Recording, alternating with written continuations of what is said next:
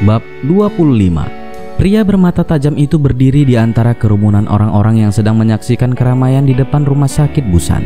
Jantungnya berdebar hebat, amarah menyeruak ke permukaan. Tangannya terkepal kuat di balik saku jaketnya. Mata tajamnya menyalang menatap orang-orang yang kini tengah memaki gadis bermata bulat itu.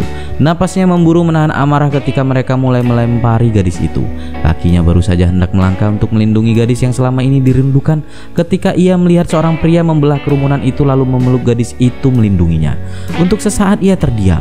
Jantungnya seolah berhenti berdetak ketika melihat Ayumi dalam pelukan pria yang ia kenal sebagai sahabat dan juga kakak dari tunangannya itu.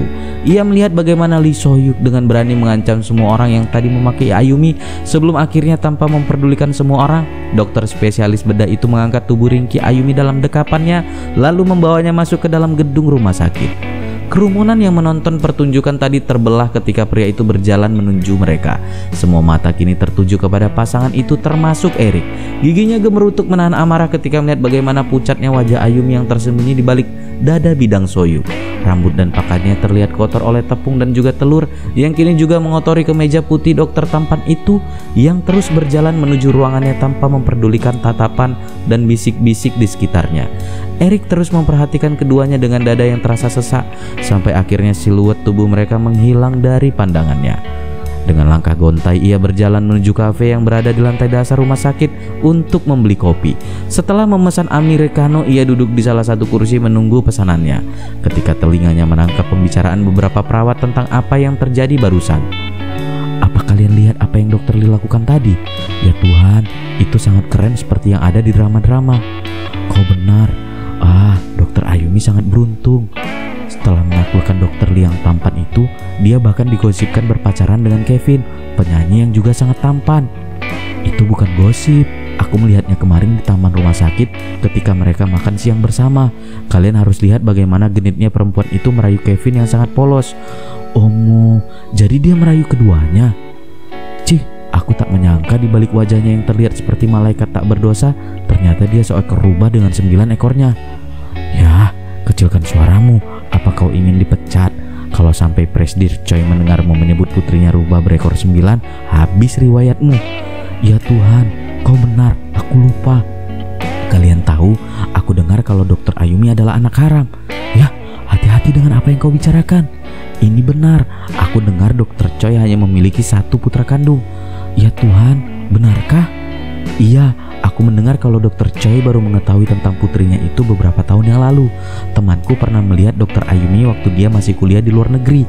Katanya dia bekerja di bar untuk membiayai hidupnya di sana." Semua orang yang berada di meja itu terlihat terkejut mendengar cerita dari perawat dengan pipi tembem itu. "Aku tak menyangkanya. Jangan-jangan selama ini dia hanya pura-pura menolak Dokter Lee." "Kau benar, itu pasti taktiknya untuk menjerat para pria. Apa kau tak lihat bagaimana dia tadi pura-pura terluka di dalam pelukan Dokter Lee? Ais, dia benar-benar gumiho. Kasihan Dokter Lee dan Kevin, mereka tertipu oleh rubah itu." Erik berdiri dari kursinya sambil menggebrak meja dan mendorong kursinya hingga menimbulkan suara keras ketika nomornya dipanggil menandakan pesanannya telah siap. Dan aksinya itu sukses membuat kumpulan penggosip itu terlonjak kaget. Ia menatap kerumunan itu dengan mata tajam setajam pisau yang membuat mereka bergidik ngeri dan tertunduk takut. Dengan dada yang sesak karena marah setelah mendengar apa ucapan mereka tentang Ayumi, Erik berjalan ke arah counter dengan rahang mengeras untuk mengambil pesanannya lalu keluar dari tempat itu. Erik sangat marah.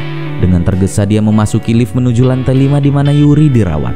Dadanya masih terbakar amarah ketika ia berjalan di lorong rumah sakit menuju kamar tempat tunangannya berada.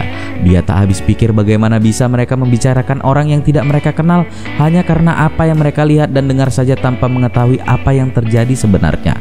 Erik menghentikan langkahnya secara tiba-tiba. Tubuhnya kaku, aura dingin menjalari seluruh tubuhnya. Matanya membelalak ketika menyadari apa yang baru saja ada dalam pikirannya. Setiap mata memiliki pandangan sendiri-sendiri tergantung dari sisi mana kita melihatnya. Kau percayalah apa yang ingin kau percayai, walaupun belum tentu itu sebuah kebenaran, dan akhirnya akan menjadikanmu orang yang paling egois. Jantungnya terasa berhenti berdetak. Napasnya tercekat ketika ia mengingat apa yang Ayumi ucapkan padanya kemarin. Ia telah menghakimi gadis itu seperti halnya para perawat itu tadi. Tubuhnya kini bergetar memikirkan bagaimana seandainya apa yang menjadi pikirnya selama ini salah dalam menilai hubungan gadis itu dengan Kevin. Ia bersandar hanya untuk menopang tubuhnya yang terasa lemas. Apa yang kau anggap benar belum tentu benar, dan apa yang kau anggap salah belum tentu salah. Erik kembali mengingat ucapan Ayumi kemarin. Kau tahu, kau telah 2 kali menghakimiku tanpa bertanya terlebih dahulu padaku. Erik menundukkan kepala, matanya terpejam erat. Dalam hati dia mengutuk dirinya sendiri karena mempertahankan ego dan berpegang teguh pada kekeras kepalaannya tanpa mau mendengarkan penjelasan dari gadis itu terlebih dahulu. Entah berapa lama ia berdiri di lorong itu mengutuki kebodohannya sampai suara seorang perempuan menyadarkan lamunannya. Oppa, apa yang kau lakukan di sini? Erik mengangkat kepalanya dan menatap gadis berambut pendek dengan seragam rumah sakit duduk di kursi roda yang sedang menatapnya dengan mata berbinar. Aku sedang menunggumu, ucap Erik berusaha bersikap normal. Ia berdiri tegak lalu berjalan untuk mengambil alih mendorong kursi roda gadis itu dari tangan perawat. Kau seharusnya menungguku di dalam, bukannya berdiri di depan pintu seperti itu, ujar Yuri sambil tersenyum. Beberapa hari ini ia begitu bahagia karena menerima perhatian lebih dari tunangannya itu. Apa kau tadi dari lab? Erik bertanya setelah mereka memasuki kamar rawat inapnya. Iya, aku baru saja melakukan tes darah yang terakhir kalinya. Kalau hasilnya bagus, maka sesuai rencana besok aku sudah bisa menjalani operasi transplantasi. Erik mengangguk kemudian berjalan ke arah jendela menatap pemandangan taman rumah sakit. Lee Yuri, tunangannya itu bukanlah orang yang baru dia kenal. Mereka telah mengenal selama beberapa tahun. Ia adalah adik dari sahabatnya Lee Soyuk. Mereka pernah menjalin ikatan sebagai kekasih. Sebenarnya dia adalah gadis yang baik yang terlalu dilimpahi kasih sayang dan juga materi oleh keluarganya sehingga menjadikan gadis itu sangat manja dan sangat posesif. Dia harus memiliki apapun yang diinginkannya. Dan karena sifatnya itulah yang membuat Erik meninggalkan gadis itu ke luar negeri dan akhirnya dia jatuh cinta kepada Ayumi yang memiliki sifat mandiri dan juga sederhana. Jodoh di antara mereka terjalin kembali ketika ia pulang ke Korea dan hilang ingatan. Dengan memanfaatkan hal itu, keluarga kedua belah pihak berusaha menjodohkan mereka. Ketika ingatannya telah kembali, ia berusaha mengejar cintanya yang sempat hilang. Tapi melihat Ayumi dan Kevin saat itu membuatnya kehilangan logika. Dan tanpa berpikir panjang ia menerima perjodohan itu. Apalagi setelah Tuan Lee memohon padanya dan mengatakan kalau gadis itu menderita gagal ginjal hingga harus melakukan cuci darah secara rutin. Dan akhirnya setelah menunggu lama, minggu lalu mereka mendapatkan kabar tentang donor ginjal. Dan setelah melakukan serangkaian tes, rencananya besok akan dilakukan operasi pencangkokan ginjal. Oppa, apa kau tahu kalau tadi ada kejadian yang menggemparkan? Yuri menatap Erik dengan mata berbinar yang ditanggapi pria itu dengan pandangan dingin. Tidak, jawabnya singkat. Kau tahu, aku mendengarnya dari para perawat kalau tadi Dr. Ayumi dihadang oleh beberapa wartawan dan juga fans Kevin yang berkerumun semenjak semalam di depan rumah sakit. Mereka melemparinya dengan segala macam benda. Tapi tiba-tiba Suyok, Oppa, menarik Dr. Ayumi ke dalam pelukannya dan menggendongnya. Ais, aku tak tahu kalau dia bisa sekeren itu. Yuri mengakhiri ceritanya dengan tersenyum cerah penuh rasa bangga terhadap kakaknya. Oppa, apa menurutmu Dr. Ayumi dan Kevin berpacaran? Tapi bagaimana dengan kakakku? Erik membuang napas panjang sambil mengangkat bahunya. Aku tidak tahu. Ia kembali menjawab singkat. Kalau ternyata gosip itu benar, berarti Suyok Oppa akan patah hati. Kau tahu, perawat itu bilang kalau Suyok Oppa bahkan melarang siapapun masuk ke dalam toilet karena Dr. Ayumi sedang memakainya. Dia bahkan bertengkar dengan Dr. Mirei yang mau menerobos masuk ke dalam toilet. Yuri tertawa di sela-sela ceritanya. Dr. Mirei pasti sangat marah mengingat bagaimana Suyok Oppa mencampakkannya dulu.